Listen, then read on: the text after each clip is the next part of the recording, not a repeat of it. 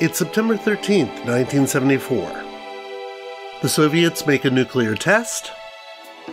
Keith Murray of Def Squad is born. And on ABC, a series based on two popular TV movies premieres. Welcome to That 70s Review.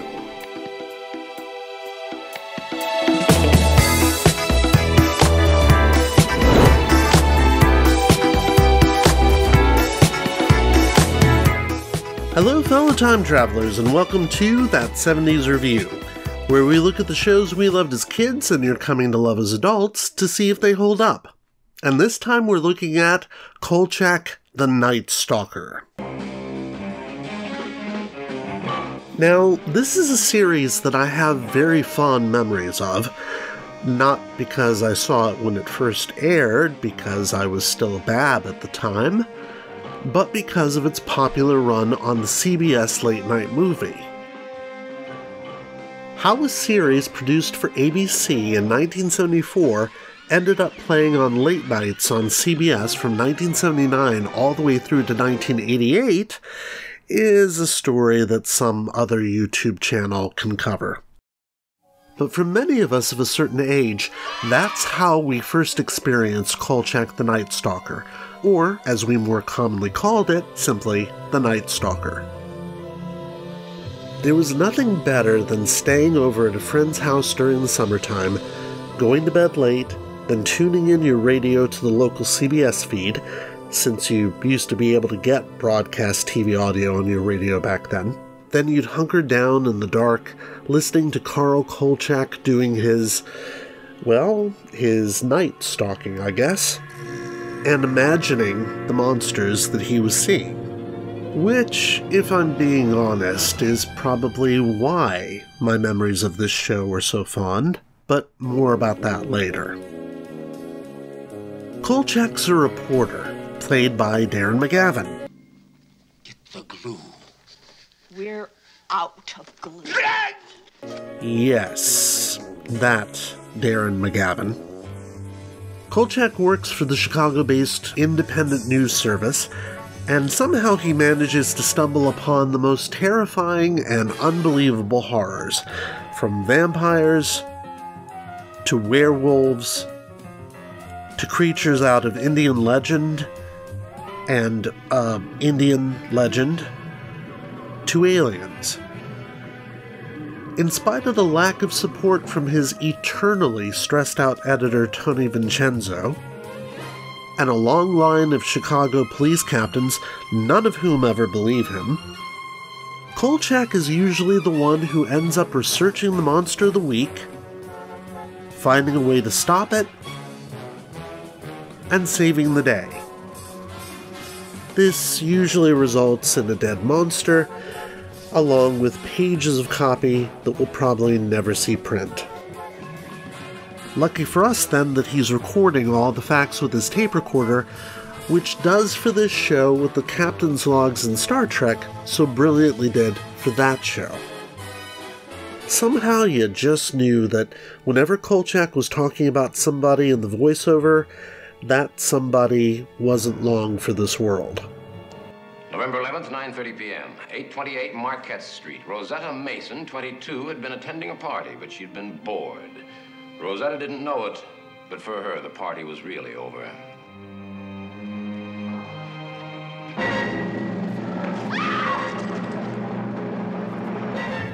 The Night Stalker would air on the CBS late-night movie after the late shows, which at that point was mostly just the Tonight Show, had gone off, usually around midnight.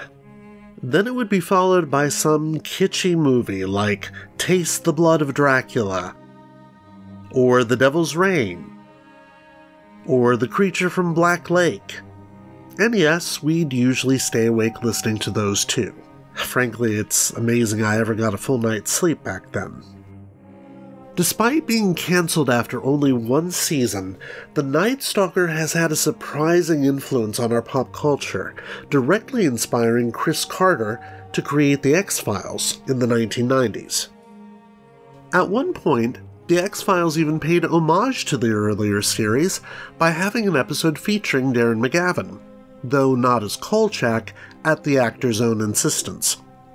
This show is often remembered just as fondly as other classic horror-inflected series like The Twilight Zone and Night Gallery, and even later ones like Tales from the Dark Side. But it only lasted one season, not even a complete season at that, and then it was gone. And so, as we always ask, how does it hold up now? And come to think of it, where did such an unusual series come from, anyway? Kolchak the Night Stalker started life as an unpublished novel by the writer Jeff Rice called The Kolchak Papers, or as it's sometimes called, The Kolchak Tapes. It involves a hard-nosed veteran reporter in Las Vegas discovering that the culprit behind several local murders is actually a vampire. Try as he might, Rice couldn't find a publisher for the book, but then his agent suggested it would make a good movie, and they made a movie. The Night Stalker, as the first movie was titled, was adapted by sci-fi and horror veteran Richard Matheson, who'd written episodes of The Twilight Zone, and also some classic sci-fi novels, such as I Am Legend and The Incredible Shrinking Man. The movie was produced by Dan Curtis, who is the creator of the hit horror soap opera Dark Shadows, knew a thing or two about vampires. The movie starred Darren McGavin as Kolchak, Simon Oakland as his boss Tony Vincenzo, and Carol Lindley as Kolchak's girlfriend. And anyone familiar with the later series might just find that last character's very existence a little bit surprising. Jane Plum is fat. She talks a lot about water retention, big bones, but I have to believe the 6 or 8 meals a day with snacks in between to keep up her strength has a lot to do with it. And Plum is a reporter, however. We have mutual respect, mutual trust. The movie aired on ABC on January 18th, 1972, and it was a hit. More than a hit. It was the highest-rated original TV movie on U.S. television up to that point. And it was also released theatrically abroad. Knowing a good cash cow when they saw one, ABC moved quickly to produce a sequel called The Night Strangler, which aired almost exactly a year later, and which featured Richard Anderson of The $6 Million Man and the Bionic Woman as the titular villain. Jeff Rice finally got his books published, but the producer decided to wait and release both of them at the same time as the premiere of the second movie. The Night Strangler did almost as well as The Night Stalker did. It also got released theatrically abroad, and it earned the sort of ratings that convinced ABC that it should be made a series, just without the involvement of Jeff Rice, Richard Matheson, or Dan Curtis. Matheson had already been working on the script for a third TV movie with William F. Nolan, the creator of Logan's Run. But it was scrapped when ABC decided to do a series instead. Before the show went to air, though, Jeff Rice sued the network, and as a result, his name was listed as series creator. The show would originally be called The Night Stalker before the name Kolchak was added to it, to differentiate it from the TV movies.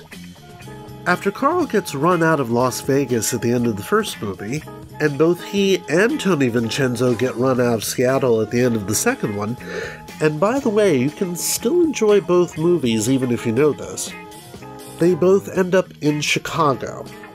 Tony as editor and Carl as reporter, working for the fictional independent news service. And that's where their troubles really begin. The series premiered on September 13th, 1974, which, fittingly enough, just happened to be Friday the 13th. It began with the episode The Ripper, about a killer who happens to be, well, the Ripper from 19th century London. For anyone who's seen the 2 TV movies, the plot of this first episode, involving someone coming out of the shadows after long stretches of time to kill a set number of people before vanishing again, will be pretty familiar. And it might be worth your while to skip straight to the much-watched episodes instead. You really won't be missing all that much. By the way, if you've never seen the first movie or the second, you absolutely should. They're both available elsewhere on YouTube as of 2023, including on the Creature Features channel, if you want something close to the experience of watching them on some Saturday night horror movie show. However, to say that the movies are different from the series would be a massive understatement. There's a lot to recommend this show even now, though there's just as much that must be endured rather than enjoyed, depending on your taste in comedy. As usual, we'll look at both the strengths and the weaknesses, but be warned, there will be spoilers.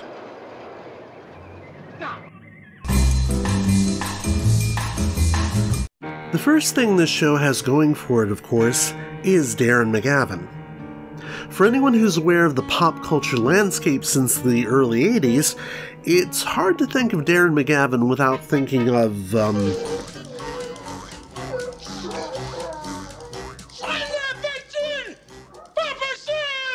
yeah, that. And that's okay. To younger viewers, Kolchak is going to look a lot like a shabbier and somewhat more intrusive version of Ralphie's Old Man, while to those of us used to the Night Stalker, Ralphie's Old Man looks more like a respectable and family man version of Kolchak. Now, this is going to sound like a very backhanded compliment, but McGavin is known for, shall we say, a certain kind of performance. Colonel Wilder? How in the hell are you? What is it? Well, it's a leg. There they are. Come on, let's get out of here. Why? What for? Come and get it, big thing. Come to kill us, that's what for. Come on. Uh-huh. Oh, jeez, God.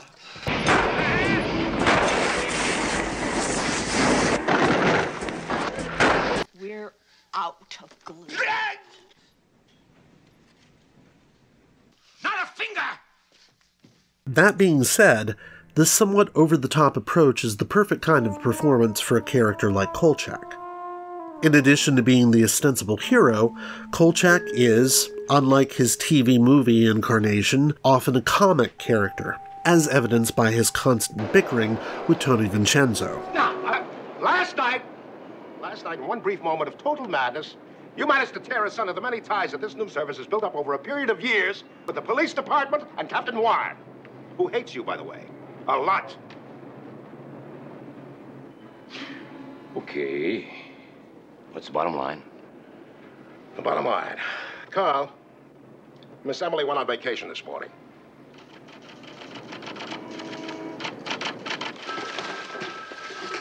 Good morning, Miss Emily. Go play with your pimples. But what's really surprising, though not if you've seen those two TV movies, or any of his earlier works, such as The Man with the Golden Arm, is that McGavin is also capable of surprising subtlety. And whenever he's being frightened by some menacing creature of the dark, you're going to feel it too.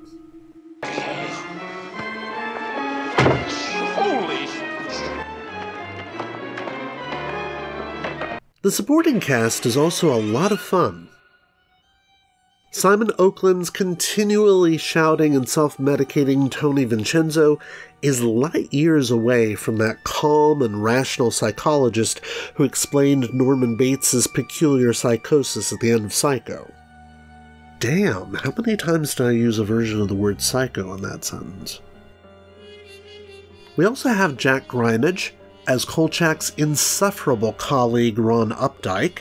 Let it all hang out uptight. Updike. Certain? Ruth McDevitt as Miss Emily, the delightfully spry advice columnist, and a few appearances by an intern who happens to be the niece of the big boss at INS, Monique Marmolstein, played by the late Carol Ann Susie, who might be more familiar to younger viewers from this. Who's on the phone? It's Leonard! Why is he calling? Sheldon's sick! Were you playing with him? For God's sake, Mom, 26 years old! Excuse me, Mr. Grown-Up. What do you want for breakfast? Chocolate milk and Eggos, please! There are also some impressive guest actors who show up during the run of the series, including John Fiedler, the voice of Piglet himself, as a semi-regular morgue attendant, Jamie Farr, Dick Van Patten, Larry Storch, William Daniels, soap opera actress Jean Cooper, Richard Kiel, as two of the monsters, obviously, and Keenan Wynn, not just once, but twice. There's also an equally good amount of talent behind the camera. David Chase, who would go on to create The Sopranos, writes several episodes. And this series gives future collaborators Robert Zemeckis and Bob Gale their first writing credits. You may have heard of a few of their later works. And yes, we'll be talking about what they did here. There's even an episode written by Hammer horror veteran scriptwriter Jimmy Sangster, which we will definitely be talking about. And finally, yeah, we've got to talk in detail about this opening. We get Kolchak coming into the office alone, whistling a simple tune, getting some coffee,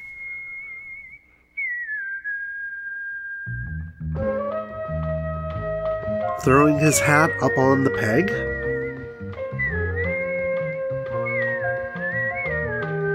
and then getting to work.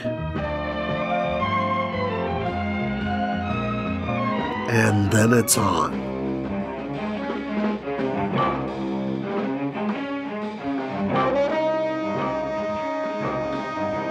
By the way, yes, that's the same tune he was whistling, just a lot scarier now.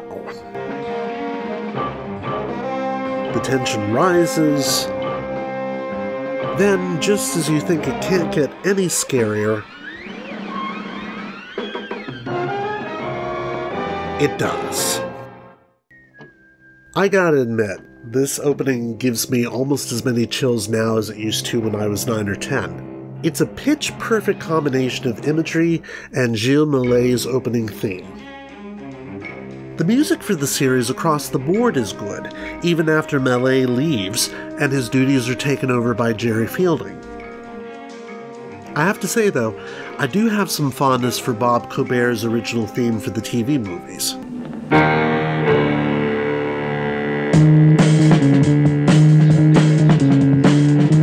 But while that is definitely an earworm, it has nothing on this show's iconic opening. That's a lot of strengths for a show that only lasts 20 episodes. But as it turns out, there are several good reasons it only lasts 20 episodes, and it amazes me that it was ever planned to last a full season of 26. Because, sadly, this show does have its weaknesses, and all of them would have affected it in the long term. On the CBS Late Movie, a double feature. Darren McGavin stars as Kolchak, the Night Stalker.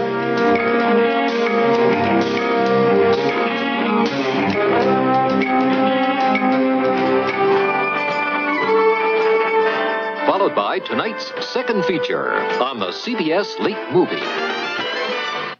Dracula is back to choose his human victims who must die so that he may live. The mark's on her neck. She's a vampire. Another beautiful woman is destroyed by the Prince of Darkness. And she, in turn, must continue his evil work. Prepare yourself for one of the greatest shockers of them all. Christopher Lee stars in Taste the Blood of Dracula. And now, Darren McGavin in The Night Stalker.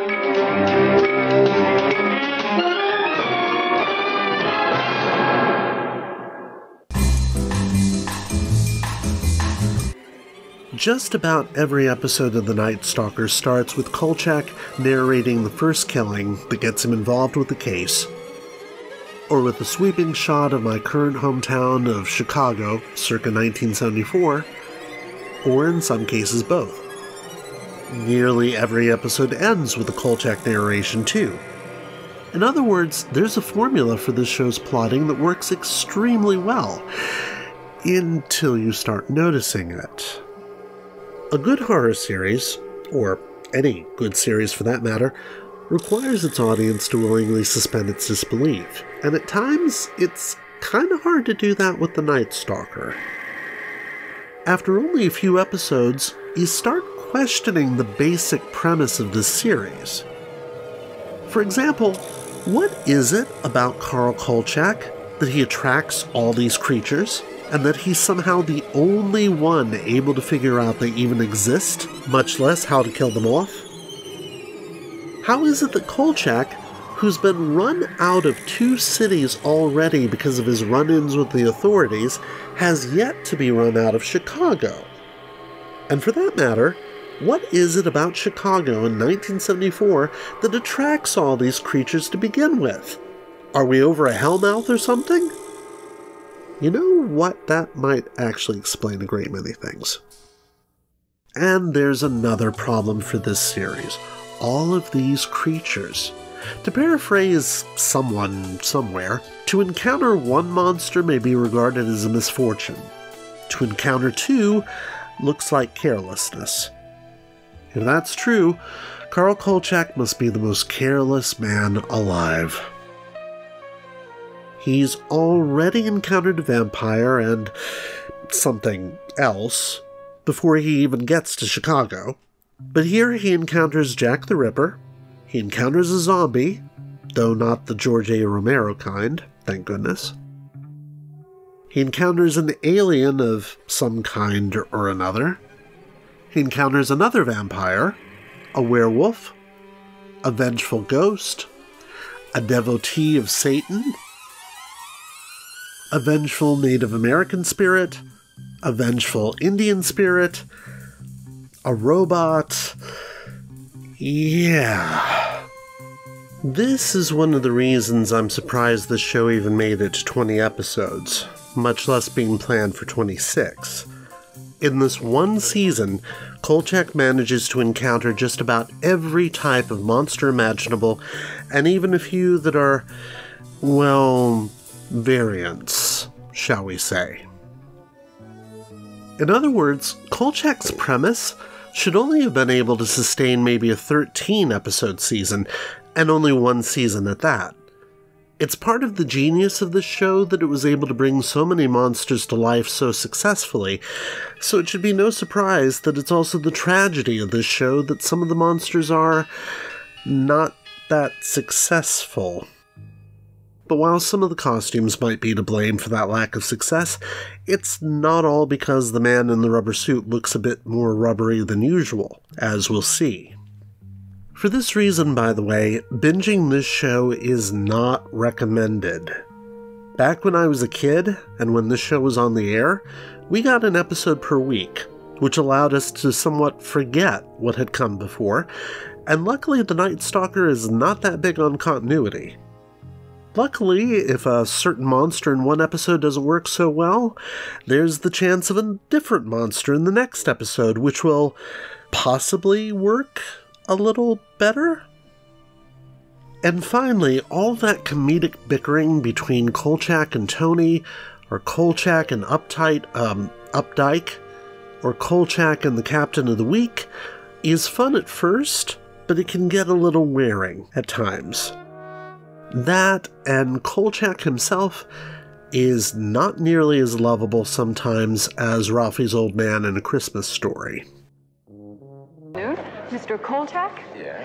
This kit has been carefully prepared by the Public Relations Department. It contains all of the general information about the hospital, plus a commemorative coin. If you would like for me to get you a drink, I'd be happy to do so. That's very good. You remembered that all by yourself. Damn, son, sexist much? No wonder you don't ever have a girlfriend in the series. Despite all this show has some amazingly good episodes, and here are a few you should absolutely make time for. In Horror in the Heights, Kolchak investigates a series of gruesome murders in the fictional neighborhood of Roosevelt Heights, where the mostly elderly Jewish residents are seeing images of people they trust, often people who are long since dead. Unfortunately, this usually happens right before they end up having most of their flesh ripped off. Kolchak discovers that a local Indian restaurateur is actually hunting a Rakshasa, a creature from Hindu lore, one that has suddenly developed a taste for kosher flesh for some reason or other. Okay, despite the oddity of that particular plot point, and the fact that the set designers can't figure out that drawing a swastika one way is protection against evil, while drawing it the other way suggests just the opposite, this episode is possibly the best one in the season. Not only do we get comedy legend Phil Silvers in a guest role, we also get a set of victims we can actually care about a little bit before they end up dying horribly and miserably. Despite Kolchak's voiceovers, that actually doesn't happen very often in this show. It probably helps that this episode was the one written by Hammer horror veteran Jimmy Sangster, known for such movies as X the Unknown, The Horror of Frankenstein, Dracula Prince of Darkness, and The Mummy. Granted, by the 1970s, he was working in America, providing stories and scripts for shows as diverse as The $6 Million Man, Wonder Woman, and BJ and the Bear. Now, there's some horror for you. Regardless, his expertise elevates this episode to no end. It also has one of the most tense final scenes in any episode for this season, which I'm not going to spoil because, well, that's how worth it is to watch this one. In Mr. Ring, Kolchak runs afoul of the US government itself when he's assigned to write an obituary and can't figure out what the cause of death was. Turns out the cause of death is a robot, designed and created as part of Project RING by the Tyrell Institute. Tyrell. Haven't I heard that name before? We call it Voight Comp for short. Mr. Deckard, Dr. Eldon Tyrell. Oh, yes, I have. Now, I'm sure some fans of this series are already thinking, really? Really? Of all the monsters, ghosts, vampires, and so on, you have to choose, for one of your favorite episodes, the one about the robot. Thing is, it's exactly because this one isn't about your standard ghost, ghoul, or goblin that it's a worthwhile watch. Granted, just like the rest of the episodes in this series, it's not perfect. You'd have to be stone deaf not to hear this thing coming up behind you. And on top of that, you'd have to be entirely blind to be convinced by its attempt to make itself look human with makeup. Good lord. Then there's Kolchak being awful to a woman again, in this case the decidedly brilliant female scientist who helped design the robot. You know, you really sound like the stereotyped version of the cold woman scientist, but you don't look it. Soft hair, radiant eyes, the slender and lovely figure, obviously, underneath that diaphanous gown, attractive legs. How about black eyes and broken legs? Uh-oh. Oh, Carl, why? By the way, that's Corinne Camacho playing the scientist, and if you've been watching our other reviews, you've seen her before. Oh. Are you all right? Well, I was just coming up to see if you were all right. What do you mean? Well, I heard you call for help. Now, is it typecasting if someone goes from playing a woman who designs a robot to playing an actual robot? And yet, despite the flaws in this one, there's a lot of good stuff here. For one thing, the opening, in which an obviously discombobulated Kolchak is trying hard to recount the events of the last few days because he's been drugged for interrogation by government agents, is deeply disturbing. I don't know when exactly I was in this office last.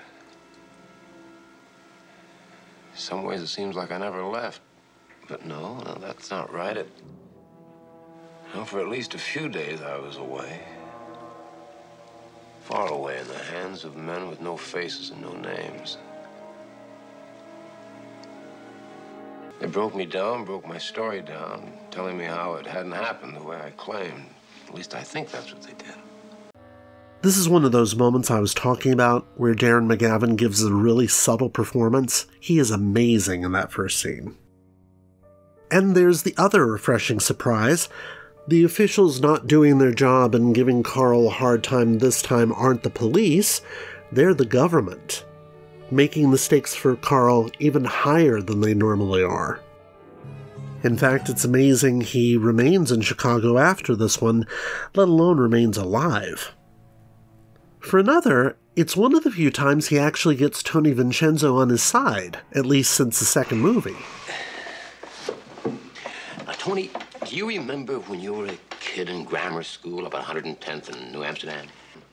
Remember, and they used to draw the tax dollar as a great big pie, with one slice out went for defense, and another slice went for social programs, and another slice went for government spending. Carl, yes. Well, what they didn't tell you then was that your tax dollar wasn't buying just pie, it was buying pie a la mode. No, that's right. No. There is a mysterious scoop of something on your tax dollar pie, and that something is Project Ring.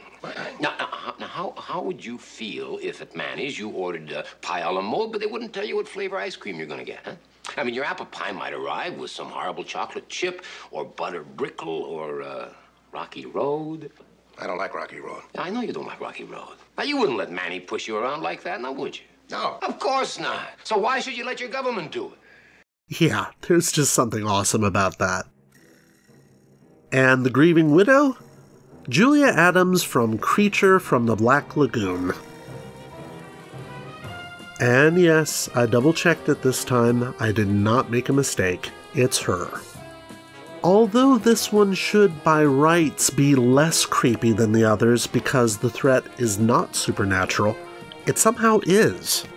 Given our present-day concerns about AI and the machines taking over our lives faster and faster each day, this one is fairly prescient. Tony, how many times have you heard that by 1984 the computer will be running us? Oh, Carl, if only you knew. In Demon and Lace, a mysterious death at a technical college in Illinois, which is so obviously not in Illinois, by the way, puts Carl on the trail of a spirit inhabiting the bodies of young women who have just recently died, using them to kill others. In other words, a succubus. Okay, again, this isn't a perfect episode. Carl is once again treating a woman shabbily, this time a student reporter that he uses to get info on the school, and it somewhat defies belief that enough women would conveniently die of accidents and so forth that the succubus would have a plentiful supply of bodies to use.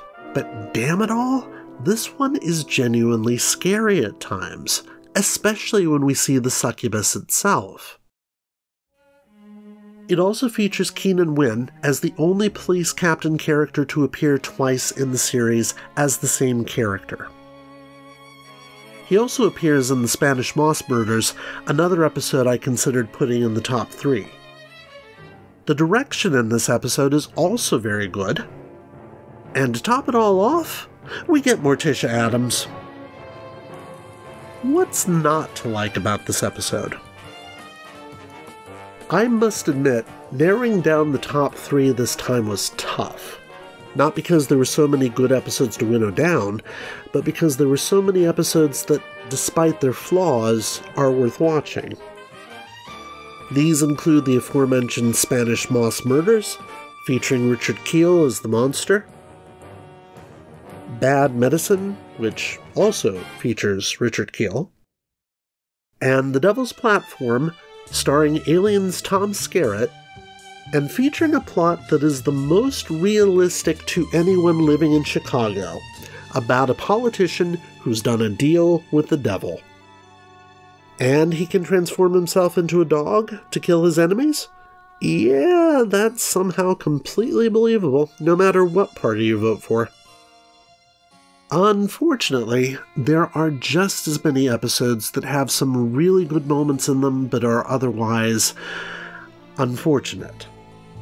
There's some that I remember being much more terrifying than they actually were, and then I ended up watching them this time and realizing what nothing burgers they were. And that's fine. The memory always cheats when we revisit these older shows. In some cases, though, it would have been better if the memory had failed entirely.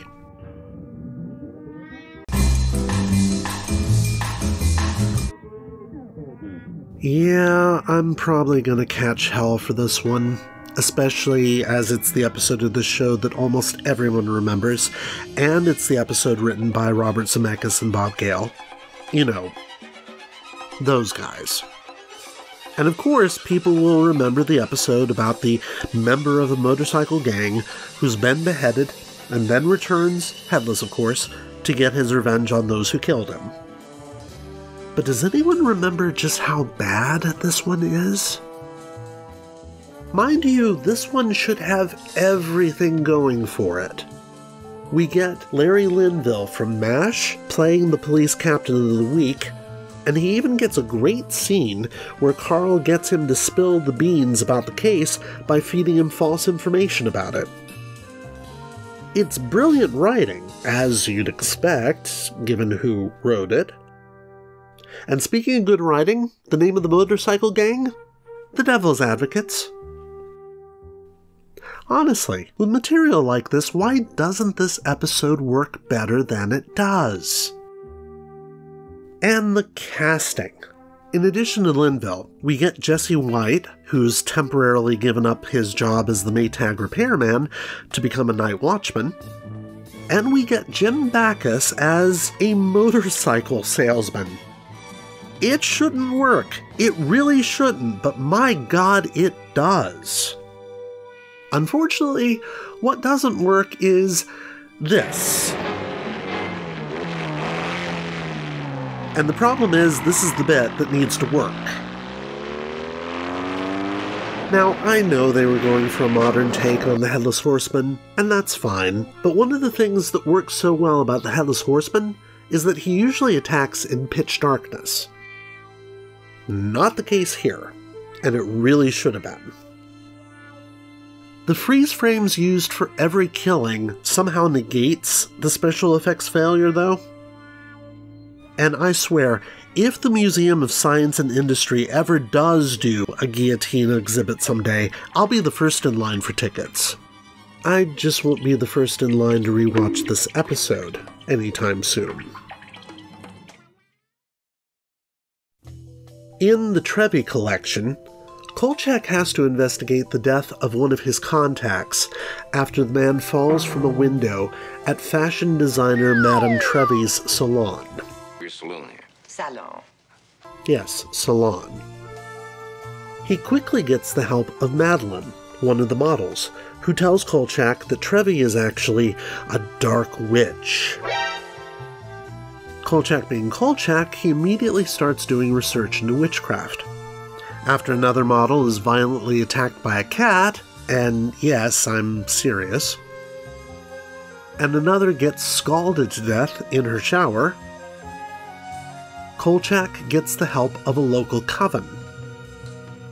He follows their instructions to take out Trevi, but it's all a ruse because, spoiler alert, the real witch was Madeline the whole time.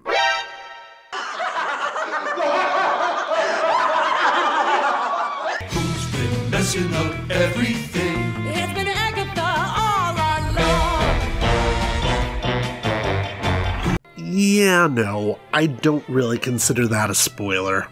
The thing is, as soon as you see that Laura Parker is in the cast, and you find out that witchcraft is the culprit this week, you can pretty easily deduce that she'll end up being the witch. Anyone with a passing familiarity with late 60s, early 70s television shows will know that Parker played the witch Angelique on Dark Shadows, another of my favorite shows. Oh, and spoiler alert, Angelique on Dark Shadows is a witch. Just in case anyone's trying to avoid spoilers for a 55-year-old show. I doubt anyone in 1975 was all that surprised either, though.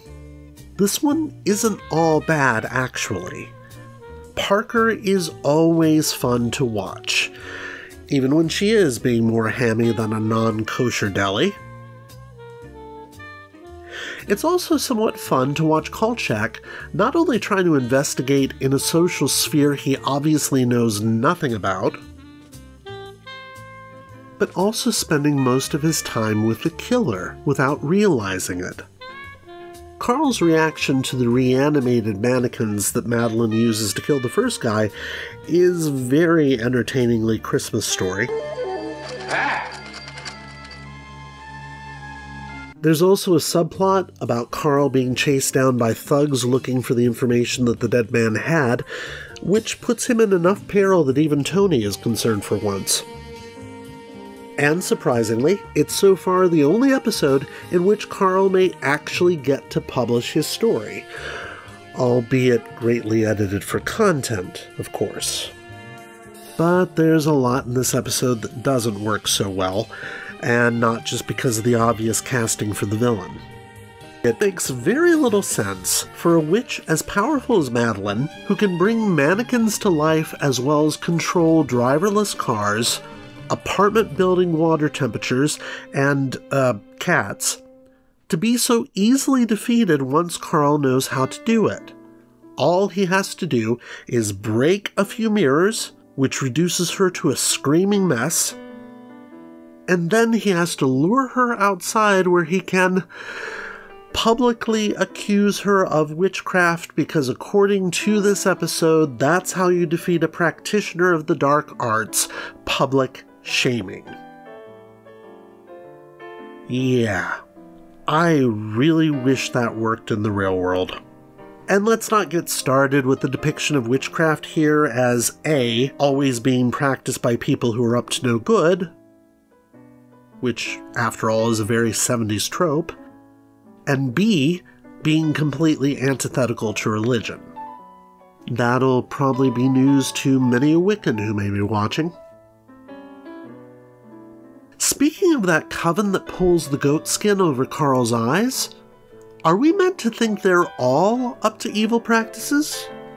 Is there a rogue witch coven still operating in Chicago, or do they only help out witch models who are in need?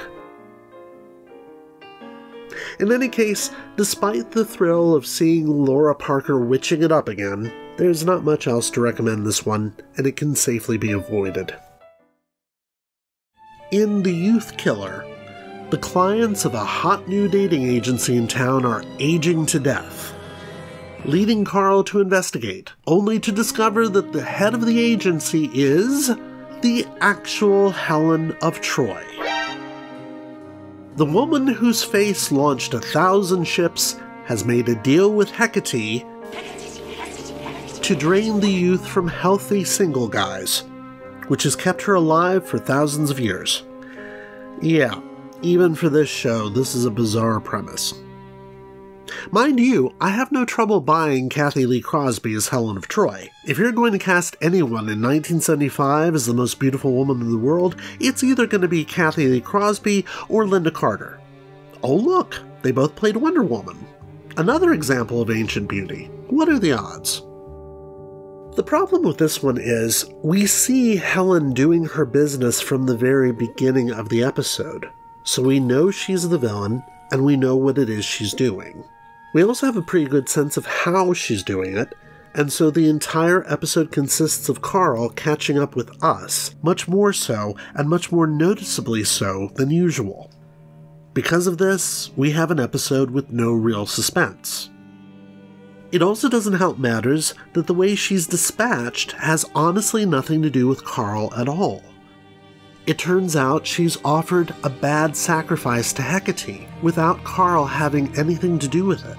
He just happens to be there at the end to make sure Hecate knows about it. And what does Hecate need with a Chicago reporter? What does God need with a starship? Sorry, force of habit. And it's probably only because I couldn't figure out a way to slip that transporter clip back in. Oh, there it is.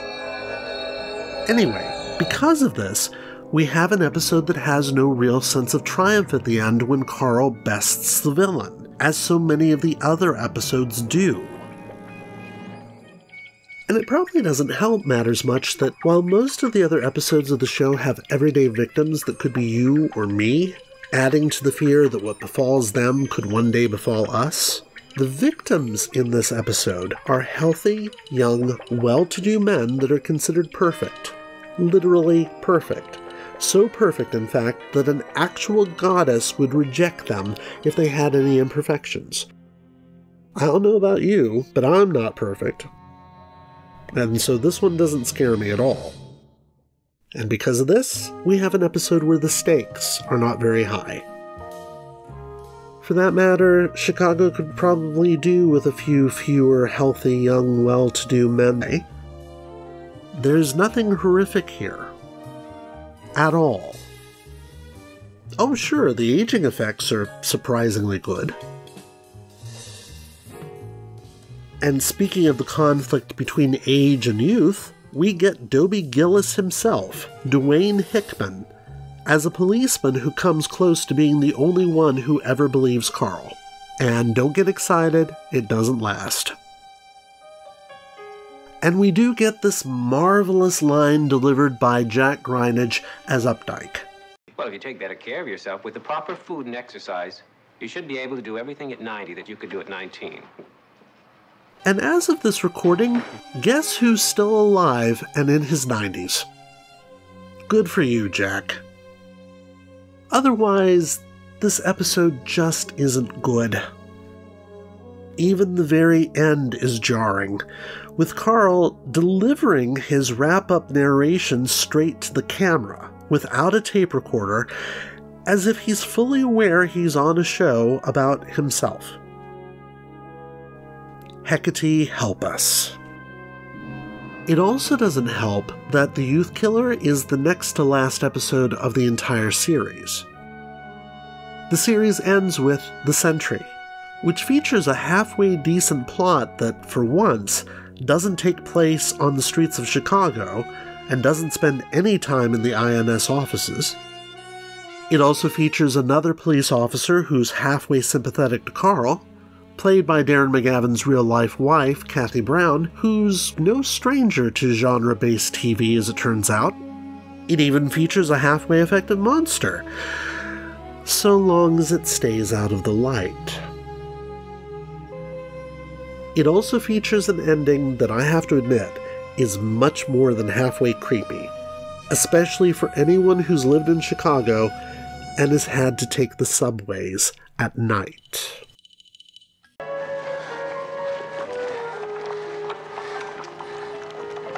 I know what's going to happen now.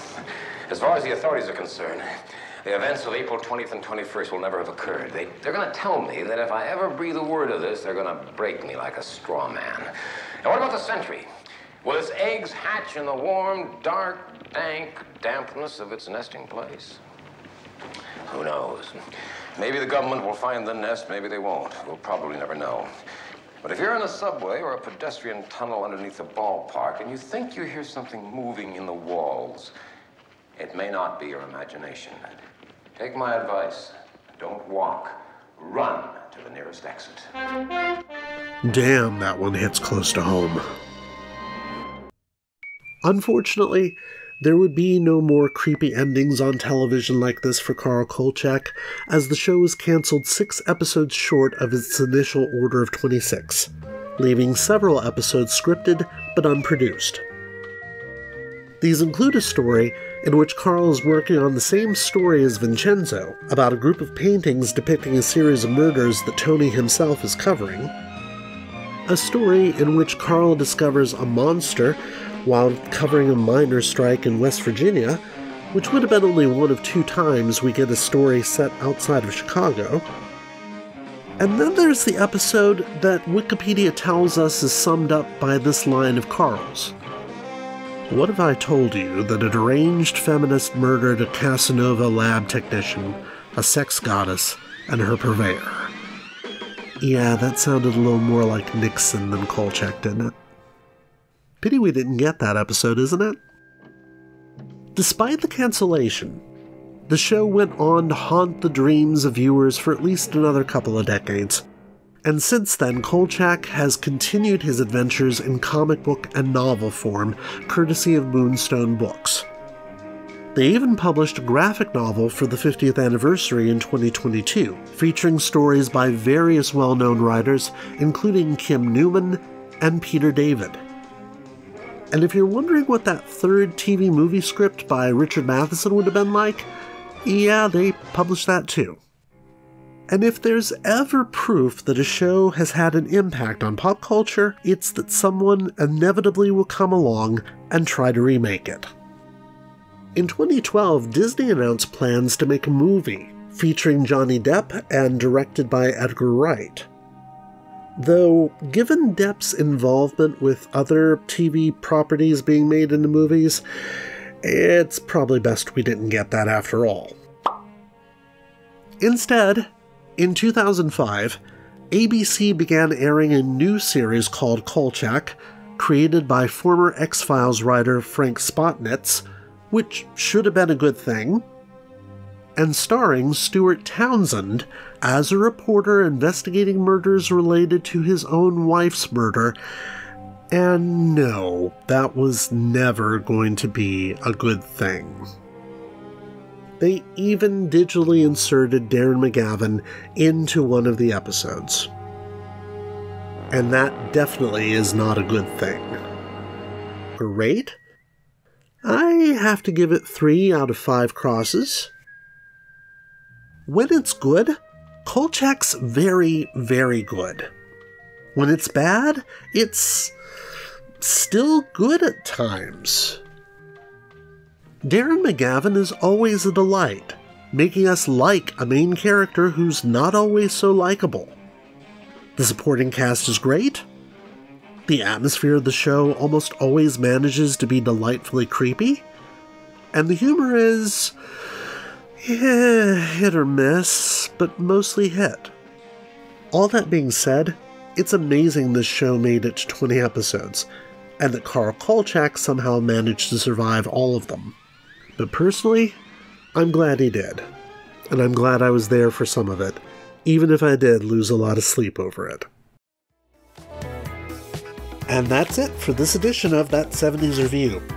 In the meantime, if you want to see more of this sort of thing, give this video a thumbs up, hit that subscribe button, do that thing with the bell that you do, and tell me in the comments which shows from the 1970s that you would like me to cover. Till next time, stay safe and stay groovy.